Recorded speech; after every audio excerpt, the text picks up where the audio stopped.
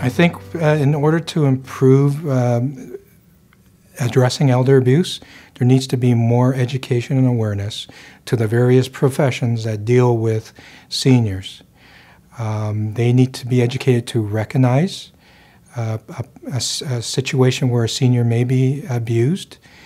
They also need to be trained on how to react to that and to respond and who to contact when they do see the signs of a possible senior being abused.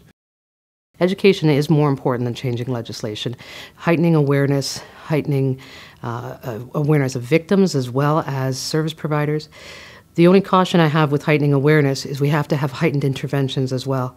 Because if we have all of these interventions or all of these education systems where we say abuse isn't to be tolerated, then we have to back that up within our community with dollars and say, and this is how we're not going to tolerate it. And have systems in place so that when someone picks up that phone and calls, there's someone that can do something about it. One of the greatest gaps in addressing elder abuse in our communities is that no one service owns the issue. So if someone's affiliated with a service, that service provider provides, whether it's personal care or maybe meals or medical coverage, but there's not one person to case manage or negotiate the system with that person. And because every step of the way, you're going to need some help. So once the public guardian's involved, what are the next steps? Who's there to advocate for you for housing? Who's there to make sure that your personal needs are being met? So that does lack within a system. We do have fabulous networks in all of our community that have been instrumental and been established by the Ontario Network for the Prevention of Elder Abuse, but they still provide mostly referral services. It's having somebody to be able to navigate the system, which is something that I think is lacking in our province. I believe single point contact is absolutely essential when it comes to elder abuse. We have police officers and social workers that are designated to provide protective services to children or victims of domestic violence, but we don't necessarily have that for elder abuse. And we need to have teams in place that consist of police services as well as health and social services working together in order to look at each case holistically to ensure that we're making sure that all the needs of the senior are being met. A registry I really think would be a good idea for wills as well as powers of attorney. So that once it's a public document, any moral suasion that happens within the family that convinces people to change documents because this sibling wants that, that stop because it's public, it's registered, and mom and dad can step back and say, it's done, we can't do anything about it.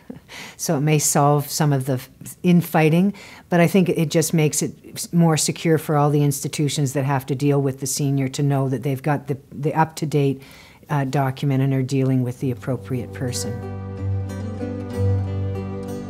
The biggest message is don't let it continue. At some point in time it has to stop. And there's so much fear associated with talking about it and reporting it.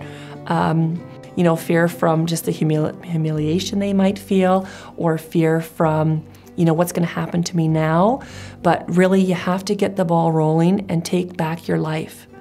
You are the most important thing in this world, and we want to make sure that we're there to support you, and we will be. There are people there that care about you and want you to, again, take back your life.